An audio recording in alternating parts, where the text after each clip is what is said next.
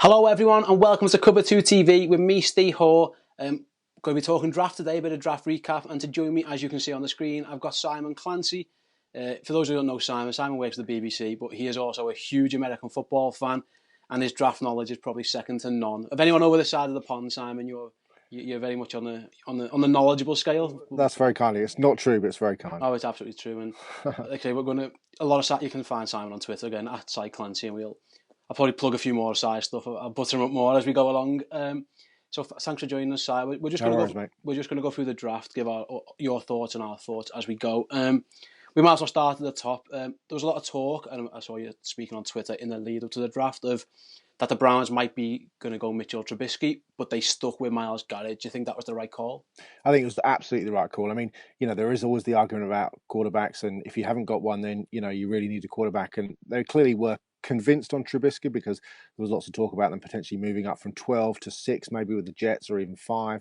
And there was an argument, seemed to be an argument between the analytics guys, the Paul Podestas and Sashi Browns, versus the coaching staff led obviously by the head coach Hugh Jackson, about whether or not it should be Trubisky or Garrett. But to me, Garrett's the home run hitter. Trubisky's, as we know, started 13 games. It's not a lot of experience to be the face of a franchise like the Browns, who really need a quarterback. And I think actually what the Browns did in bringing in Deshaun in the second round, a quarterback who's probably, in terms of individual game film, his game against Texas early last season was the best game any kind of draft eligible quarterback played last year. So the ability is there. It's just whether or not he can. There's an argument that Kaiser thinks a little bit too much, and that's been. Yeah, and that's just been, and it's a little bit like Andy Dalton, which is obviously a quarterback that Hugh Jackson worked with at Cincinnati. Dalton has a tendency just to overthink things a little bit, and that's where his accuracy and his interceptions can come in. And I think Kaiser has the same sort of issues, but I think Garrett was the clear slam dunk number one pick, and and I thought Cleveland overall had a terrific draft, but and it certainly started off with the opening pick, and I think they got that perfectly right. Yeah, I agree. And then, we mentioned Trubisky. We might as well talk about the next move. Obviously, the 49ers played the Bears. Really, they got them to absolutely. Give them a couple of thirds and a fourth to move up one place for a guy they were never going to take. And I personally, watching at the time, I was convinced it was Jamal Adams. I thought it might be Solomon Thomas. I wasn't. Yeah. I didn't see that Trubisky pick coming. What was your thoughts when you saw it? The first thing was like just a whoa, as everybody else did. It was kind of a shocker, and there's a great piece, in fact 2 great pieces actually. Yesterday's MMQB article by Peter King at Sports Illustrated, who was embedded in the 49ers draft room and talked very interestingly and fascinatingly about the process with which John Lynch and Kyle Shanahan went through, and the phone calls, and they were adamant that there were other calls to move up and potentially take Trubisky, but nobody seems to have worked out who that club might have been. There was some talk about, was it Arizona? There was some talk about Kansas City. It's an awful long way for the Chiefs to have moved up. I mean, I know they moved up into the top sort of 12, 13 picks anyway, but to move right that way up to get Trubisky would have been offering an awful lot of draft picks that perhaps they would have been wiser keeping, especially for a guy that, as we talked about, only with 13 starts. So it was shock, really. And there was a great piece then today, Emily Kaplan at the MMQB, talking about the fact that Trubisky had met with them. They had dinner at a sort of an exclusive steakhouse, but in a back room in Chicago, so nobody else could see them. And this was sort of 2 months ago. They had a workout the following day, and it was Ryan Pace, and it was Mike, it was John Fox, and it was the offensive coordinator and the head of personnel. And they asked Trubisky after the workout, whatever you do, please don't tell any clubs that you've come and worked out with us. Please don't talk about it. Please don't mention our name. And then that was it. Trubisky never heard from them for another 2 months, literally nothing, until he heard their name. He heard his name. They didn't even call him in the draft room. He had no knowledge whatsoever of what was happening. And then he heard his name called, and he was as shocked, I think, as pretty much all of America and all of us draft fans were around the world. It was a fairly shocking move, especially having brought in Mike Glennon as the free agent. I mean, I was going to say poor Mike Glennon, but he got $17 million. So poor is a wrong choice of words. But and the interesting thing about Glennon, absolutely, the interesting thing about Glennon is that he can be that bridge quarterback, across until Trubisky's ready, because you don't want to throw Trubisky in at the deep end. But also they can get out of his contract at the end of this season. They can pay him $18 million, which seems like an awful lot of money, but actually, comparatively speaking, across the NFL, it's not a great deal for a quarterback. So they can get out of that deal fairly quickly if they feel like Trubisky is their guy moving forwards, at the start of next season. Yeah, and like I say, the only issue I have with it is that Mike Lennon needs reps as well because he hasn't had many reps in Tampa Bay. So they're going to have to split the reps. They've got to develop Trubisky, but they've also got to get Mike Lennon. So the quarterback coach has very much got his work on his hands. Absolutely. It's going to be a tough one. Might as well stick on the quarterback theme. Yeah. I had Deshaun Kaiser ranked in my list as the best quarterback, and obviously he fell. So obviously I wasn't on the same wavelength as the end. And I didn't have Pat Mahomes at all. I don't get it. I don't. But obviously Kansas City Chiefs have had enough of Alex Smith and Dink and Dunk, and they've gone the polar opposite. They've traded a first round pick next year, and they moved to number 10 to take Pat Mahomes. Again, it's a completely different style, isn't it? They're going from chalk to cheese, and again, Alex Smith for the second time in his career is going to lose his job to a young stud quarterback. But when I watch Mahomes on tape, I see the arm and I see the Brett Favre comparisons, but I also see the recklessness and he basically throws the ball to the team far too often. How long do you think realistically he needs? Because there's going to be if Kansas City get to the playoffs and Alex Smith loses again because that's what he does, there's going to be a clamour for Pat Mahomes, and I just don't know how long he's going to be ready. I think realistically, you're looking at the 2019 season would be the start when because if you threw him in now, you wouldn't have a clue the call that he'd made in the huddle. He wouldn't have a clue where he was going. Andy Reid's is a complicated system. Yeah.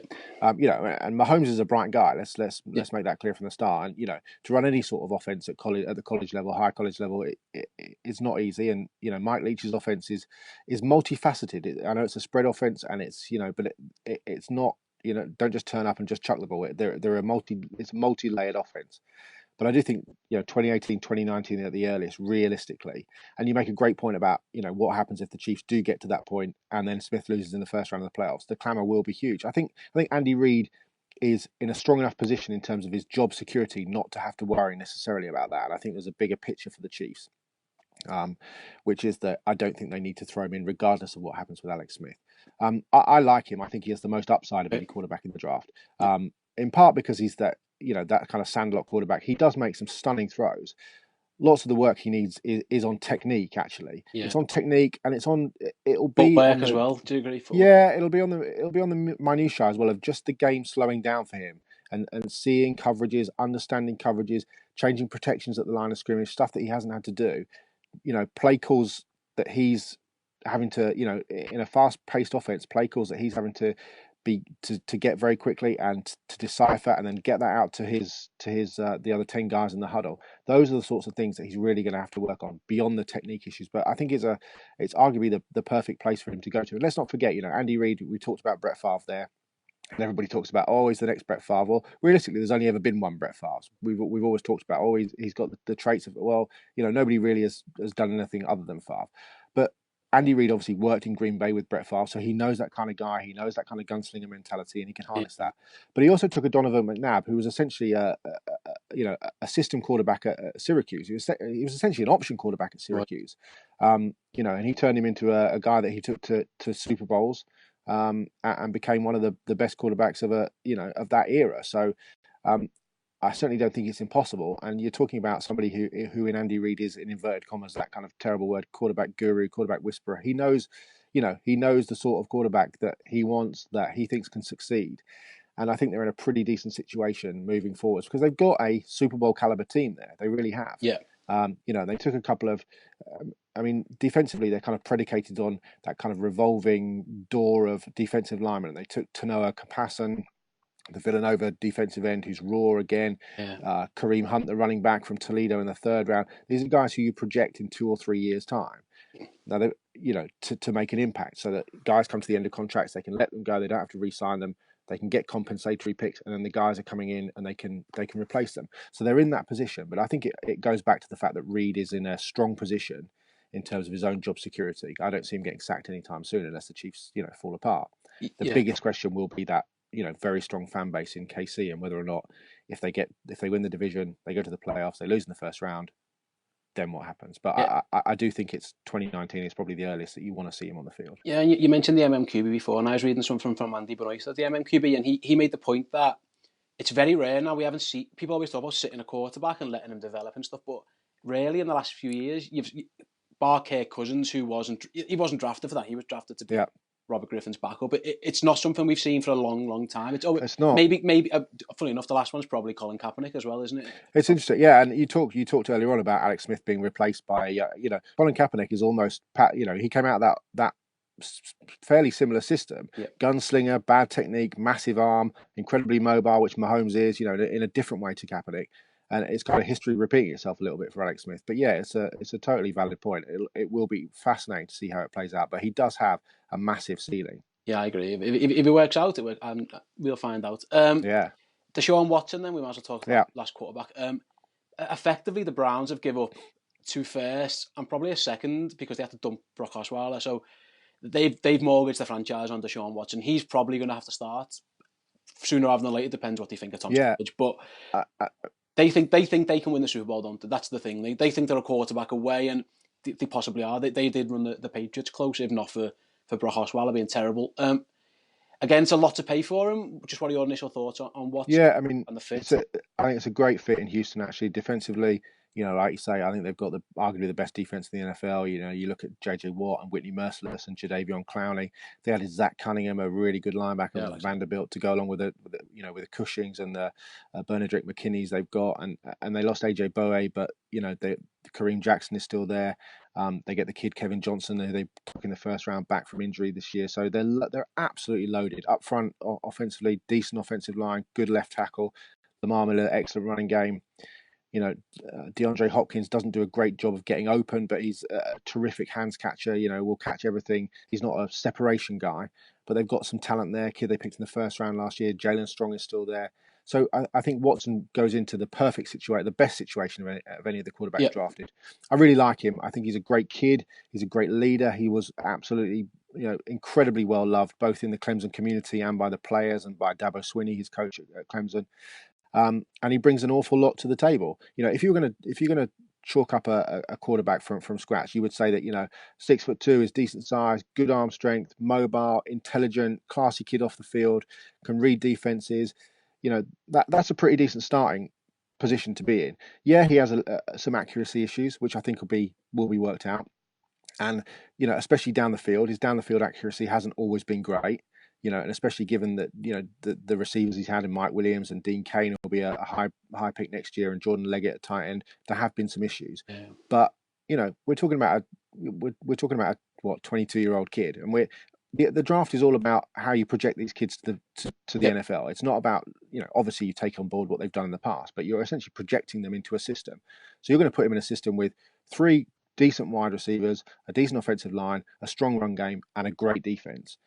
And the Tom Savage point is valid, but I think Deshaun Watson with a good camp could probably beat Savage out and be the starter. And I think, Bill O'Brien will have to be a little bit flexible, actually, because he's not, an archetypal Bill O'Brien quarterback. I think O'Brien realizes that he is on the hot seat, and actually he may have to manipulate his own style a little bit to incorporate what Watson does best. Get him on the move. Yeah, absolutely. Some run pass options, some get him out of the pocket, and just open up that playbook a little bit, because Bill has a tendency just to narrow it down a little bit. When you saw the playoff game at the end of last season where when Osweiler went out the game, and it just became a sideshow really. What they need to do is work to what Deshaun Watson does best, and what he does best is get outside the pocket, is make those short and intermediate throws, it's make good decisions, and it's use his feet. You don't want him to become a fully fledged running quarterback, but you do want him to be a little bit like a Steve Young. You do want him to be a little bit like the way Seattle uses Russell Wilson, the way that Miami uses Ryan Tannehill, the way that Aaron Rodgers manipulates the pocket. Those are the sorts of things that Watson can do really well, and I think, like I said, I think it's a great fit. Yeah, I agree. I mean, I think they're a really good team. Actually, I think that they've proven they're a good team. We'll soon find out. I think he'll do well. Actually, I agree. Yeah, me too. I agree with the fit. What surprised me then was that it was the best defensive draft of all time. People were telling us, and yet 3 wide receivers go in the top. I know. In the top 9. Corey Davis to Tennessee, Mike Williams to Los Angeles, not San Diego, Los Angeles, and then John Ross goes to the Bengals. Were you surprised that all 3 went in the top 10? Because again, when you look at the defensive talent that's fallen, they're all good players. They've all got a couple of question marks. I was surprised all 3 were top 9 picks. I thought they'd probably go top 15, top 16. I was surprised that Davis went at 5. Yeah, I thought Williams would go first, if I was honest. Yeah, I think coming out of the season, I thought Davis might go first. Okay. It was essentially a toss-up between two really good players. Yeah. But the fact that Davis wasn't able to work out because he wasn't able to run a 40 because he was, Yeah. rehabbing the injury, I thought that would probably put Williams over the top. And Williams didn't have a great draft postseason in terms of, his workout numbers. But, Mike Williams is a case of turning on the tape. This is a guy that wins, jump balls. He wins at that, the high point of balls. He gets open. He's strong. He can box out cornerbacks. He can box out safeties. He can work across the middle. Corey Davis is slightly different. He's kind of that sort of truism about number one receiver, number two. It doesn't really exist in the NFL these days. But if it did, then I suppose Corey's probably a 1.5 in a way. You could imagine him as the big guy on the perimeter, but actually that's not necessarily what you want to do with him.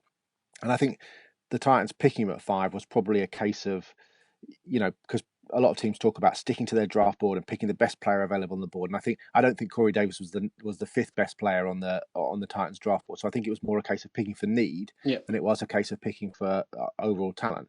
But ultimately, you've invested a lot of money and a lot of time and a lot of resources in developing Marcus Mariota, and you don't have a great deal of ability at the skill positions in terms of the receivers and the tight ends. So, I can't complain if I'm a Titans fan that you've added, probably arguably the best receiver in the draft, where you have, because you could bring in a defensive end, or you could have brought in Jamal Adams or Malik Hooker or whoever, or Marshawn Lattimore, because, they had issues in the secondary. But, let's help out the franchise quarterback, and let's give him more targets so that ultimately we can win more games, score more points. And, you can't argue with that philosophy. John Ross to the Bengals is interesting. He's going to see a lot of single coverage, obviously. Yeah. I think that could go really well. If the hamstring holds up, obviously the injury issues are there for everyone to see. But, obviously the whole focus of any defense is going to be AJ Green. So John Ross is going to be there to stretch the field, and one-on-one, I'd fancy him to win his battles if Andy Dalton can get him the ball. Absolutely. I mean, one of the things we'll talk about, I'm sure, moving forwards will be Joe Mixon. And Yes. I actually think Joe Mixon will be the ultimate beneficiary, and Giovanni Bernard and Jeremy Hill will be the ultimate beneficiaries of John Ross, because ultimately what it will mean is, with AJ Green on one side and Ross on the other, you're not going to play single high safety, i.e. one safety back and one in the box. You can't, because you're essentially going to put people on an island against AJ Green, probably one of the top 2 or 3 receivers in the league, and John Ross, the fastest receiver in the league. And you're going to have to play 2 high safety, i.e. both the free and the strong safety, both back in deep coverage. And that's what Ross does. So essentially that takes an extra defender out of the box, the sort of linebacker defensive line area, which means it's one less person for the running back to avoid. So I actually think the running game in Cincinnati is the big beneficiary in terms of that situation. I like Ross. I don't love him. I'd be concerned about the injuries, the ACL injuries that he's had in the past. He tracks the ball very well in the air, and a couple of people have said, "Oh, how is he different to Tavon Austin?" Well, he does that. That's one of the things he deals with the ball in the air a lot better than Tavon does. He doesn't perhaps do some of the. You probably don't want to get him involved in the return game simply because he is injured. Yeah, exactly. But I thought the Bengals had an excellent draft. You look at Mixon, we'll talk about. You look at Jordan Willis. The big question marks for them are, having lost Andrew Whitworth and Kevin Zeitler on the offensive line. They brought back Andre Smith, but they've got the 2 kids. The kid out of Texas, Cedric Ogbuehi, who they drafted in the first round a couple of years ago, and Jake Fisher out of Oregon. Got to give your guys a chance. Yeah, you're drafting. You got to give them. Now they've got to prove it. And Ogbuehi was a turnstile last year when he came in. I mean, real problematic position for them. You lose Whitworth, arguably the most consistent and undervalued player in the NFL over the past 6-8 years. You lose him as your cornerstone left tackle. So one of those 2 guys, or both of those guys, are going to have to come in and solidify both those end positions, because for Ross to be effective, for Mixon to be effective, for Andy Dalton to have time in the pocket, you're going to have to pass protect. So it's a huge season for those 2. But it's a good fit in Cincinnati for John Ross. Yeah, absolutely. And the result of these quarterbacks going in the top 12 and these receivers going in the top 9, we've had a couple of running backs, is that the defensive talent, which was excellent, all fell. So the teams between, say, 11 and 20 all got absolute studs. So, Lattimore's, Barnett's, Reddick. Malik Hooker was my favourite player. Yeah, me too. He was the number 2 player in the draft for me. And he's amazing, isn't he? And Indianapolis to get that. World, absolutely. Yeah. Absolutely. I mean, one of the staggering statistics of him, I saw Urban Meyer talking. I watched a press conference of Meyer talking just after the combine, and he said that because Hooker had only started a year at Ohio State in Columbus, and he said that in the 2 years previous to him starting in practice, Hooker had recorded 41 interceptions in practice. He said, which is about 22 more than any other player across that period. in terms of instincts and ability, ball hawking ability, you put him up there with Ed Reed, and He's that's as well say he's Ed Reed. Yeah, it's a lofty comparison, but just in terms of vision, tracking the ball, the ability to get sideline to sideline is just phenomenal. Now he obviously needs to improve his tackling, and he needs to stay healthy because he's had some injury concerns. But that's the sort of, if you're looking for a premier free safety who you can essentially then, as we talk about the opposite of what teams will do against the Bengals, you can stick an extra safety in the box so that you have two corners on an island and Hooker just floating in. Then that offers you so much in terms of being able to shut down the run and knowing that you've got a guy on the back end who can do the sorts of things that he do. So that was a great pick for the Colts. Yeah, I think he's amazing. I agree. He was my second favourite player. I thought he's absolutely superb.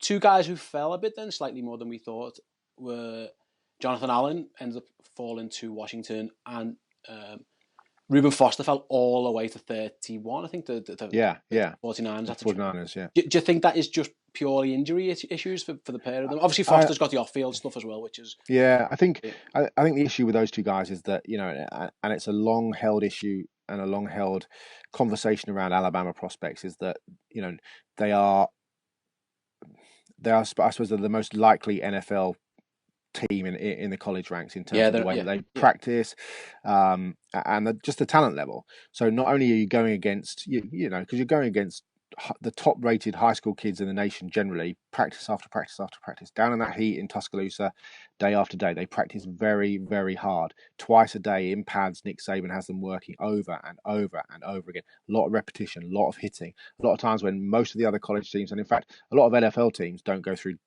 padded 2-a-days like Alabama do. So Jonathan Allen, terrific defensive tackle. You can move him around to end as well, but ideally as a sort of a Michael Bennett type on the interior. Shoulder issues, was a fairly big red flag coming out of the combine. And then the same with Reuben Foster, a shoulder injury, a rotator cuff injury that potentially may need other surgery. And obviously Foster, as you mentioned, has some fairly legitimate off-field issues in terms of his background and some of the people that he hangs out with and some of the things that he's done, which were obviously making teams very concerned. But, as John Lynch said, he was the number 3 player on the 49ers board. They ended up picking him at 31. I mean, that's outstanding value. And if he is healthy and if he is clean off the field, then you're looking at a Luke Kuechly type, inside linebacker who can blitz, who can cover, and who can absolutely knock the snot out of you because he's a hitter. He really is. So he's a headhunter back there. So he's a good player, and Allen's a good player too. But that would be for a guy who, a lot of those kind of rip moves and the swim moves, getting those shoulders manipulated. That would be a concern, and potentially you're looking at it could be a truncated career. You could look at 4 or 5 years for Allen, and then really that arthritis in those shoulders, which is supposed to be not particularly great, just gets worse and worse and worse. And perhaps you only really maximize your value in that first contract, and maybe he doesn't end up getting a second contract or a big second contract because of the injuries. So it'll be interesting to monitor both of them moving forwards. But for both teams, for Washington and for the 49ers, they are excellent value picks. I agree. And my theory with Foster is that I don't mind my linebackers being nasty anyway. If you're going to have one position where you don't mind someone being nasty, I wouldn't mind it being linebackers. And the best thing about Foster as well is that he can play 3 downs. Yeah. You're looking for a guy that can stay on the field on 3rd down, because the game has changed so much now. Even over the past 3 years, the pass has become, everything has become predicated on the pass. Absolutely, he can cover, and he can cover in man as well as in zone. So it's a good fit in San Fran. Yeah, definitely. I suppose the next talking point then is Joe Mixon. I read your article. You wrote for The Independent. You explained it well, but for the viewers, basically when Joe Mixon was 18, he knocked out a girlfriend of his. He punched her on his video. The video went viral, which obviously didn't. It brought it to the public domain. So when you think of Tyreek Hill last year, when there was talk of domestic violence, no one saw that. This video went. Apparently, Adam Schefter said only 4 teams would have considered taking him, and the Bengals were one of them. It isn't for us really, Simon, and is it to go into the morals of it too much? Obviously, I know I think your opinion was, it's horrendous, it's awful what he did, but can you ruin a kid's life for one moment, one mistake that he made when he was 18? You'd have to say no. It was a difficult thing to write, actually. I found it quite uncomfortable to write because of what happened. Like you said, he knocked out Amelia Molitor in a cafe in Oklahoma, and he punched her in the face, cold cocked her in the face, and she hit her head on the way down. Her jaw was wired up for 6 months. It was a day after his 18th birthday. It was on video, and the video was eventually released by his lawyers, actually. Yeah. And my concern was that it was a heinous act. He saw no prison time. He recently settled out of court, and I think he paid 75,000 to Molitor and her family for what had happened. I suppose two sides of the coin is that he should have gone to jail. It's a heinous act. The other side is that do people deserve a second chance in life, and are we to hold a 5-minute moment of terrible madness, hold him responsible for that for the rest of his life? I mean, he'll always be reminded of that. He'll always be talked about as Joe Mixon, the man who hit a woman. I see that one of the TV stations in Cincinnati was campaigning Bengals fans and season ticket holders to boycott the games next season. I can understand that. Yeah, absolutely. Yeah. Awful. It's going to be a difficult road for the Bengals to tread. I saw somebody made a very good point yesterday that the Bengals should hire Ray Rice as a guy. Ray Rice himself, who knocked out his girlfriend in a lift in Atlantic City. Hopefully he's rehabilitated. Certainly seems to have done. Has never played again in the NFL, but they should hire him as a kind of a consultant to work with Mixon to help straighten him out. He's never been in trouble subsequently, Mixon, apart from a parking violation. So you'd hope that that terrible night was a one-off. In terms of football ability, he's amazing. He's outstanding. 6'2", 228 pounds. He's fast. He's big. He's a 3-down back. He's got great hands out the backfield. He's David Johnson, isn't he? He is David Johnson. Yeah. He really is. He really is. And actually, what's interesting as well, you talk about domestic violence and that he has a teammate, Dede Westbrook, who won the Biletnikoff Award, which is for the best receiver in college football, who actually seems to be a worse human being than Mixon, and seems to have had multiple issues of domestic violence with a girlfriend, at least 2, possibly 3. No video there, obviously. Now Westbrook got drafted later, but the hype and the hoopla around Westbrook's situation was far less than it was with Mixon, and yet as one scout told Albert Breer of Sports Illustrated that Westbrook was thrown out of a combine interview. I've never heard that before in my life. With these 15-minute interviews that they have at the combine. One of the teams threw him out. It was unspecified as to why, but the scout just called him a degenerate. Said, he is what he is. He'll never change. He's a degenerate. So the video, isn't it, Simon? At the end of the day, it went on video for everyone to see. Exactly. Same as Ray Rice. As soon as that, it wasn't spoken about. The video comes out and I understand that it's one of those things, but I agree. I think Mixon was a top 10 player, so to get him. Yeah, he's a top 10 talent. Top 10 talent. I mean, absolutely. Just a really, really good running back. And you made a great. He's Ricky Waters for people that followed the game for 15, 20 years, and he's David Johnson for the kind of the new fans. It's exactly, that's a great comparison that you just made between the two. We'd class him as a steal based on talent alone. There's a couple of those I thought at early second. I'm a Packers fan. I thought Kevin King was a steal there. I think the Chargers getting Forrest Lamp was a steal there. There was a couple because everyone moved. The likes of, I mentioned the quarterbacks earlier. I mentioned like Evan Ingram got drafted, which was a bit of a surprise.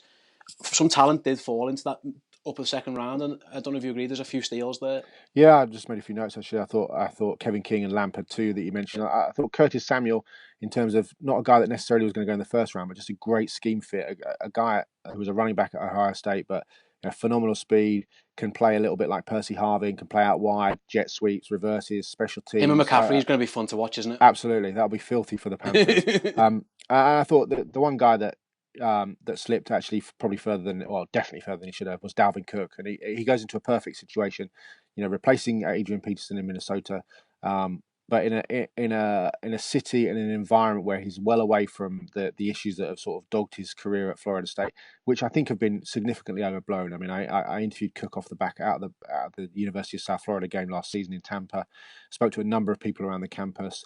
Jimbo Fisher, absolutely the head coach of absolutely goes for Cook. Yep. To the point where he dogged on Cook a lot harder than any other player, in that he wanted to use Dalvin as an example to the younger players that if I'm gonna dog Dalvin, then he's the best player on the team and probably the best player we've had at Florida State in 10 years. If I can do that to the superstar, you wait to see what I can do to you. And Dalvin responded because he knew that was what the situation was. But also Fisher would let Dalvin take over practices and tell kids and admonish kids on behalf of the coaching staff. What you're doing is unacceptable. Your level of play is unacceptable. So, whilst there have been 5 arrests in the past, some gun issues, links to dog fighting, which is never good. He was arrested with 3 pit bull puppies tied up outside his house.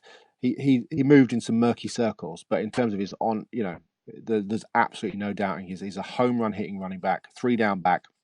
But him falling into the second round into the Vikings' hands was pretty surprising. I thought that was terrific value as well. And Malik McDowell, on talent, on paper, a top 20 pick. There's some inconsistency issues. I thought Alvin Kamara falling to the third round.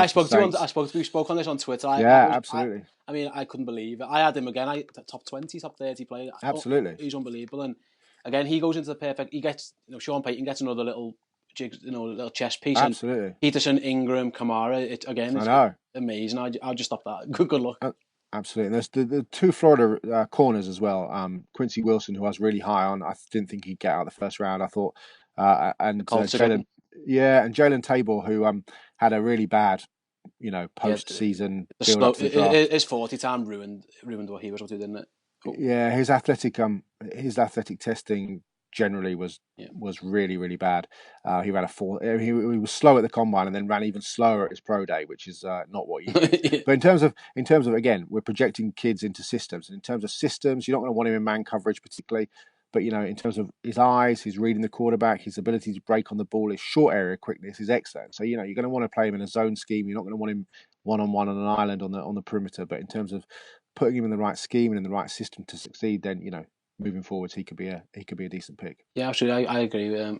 Finally, then, you're a Miami fan, Simon. For those I am. Yeah, don't know. What did you make of the Dolphins draft overall? Yeah, I thought it was good. I mean, Charles Harris is we sort of tossed and turned about Forrest Lamp and whether or not we drafted guard that high. And Adam Gase has always made the point that the offense is predicated on getting the ball out quickly. Yeah. Sure. So why would you invest a lot of money, a lot of high draft picks on somebody who in terms of all they need to do is hold their blocks for 1.5, 2 seconds, and we brought in Isaac Asiata from Utah later on, and we picked up some guys in free agency.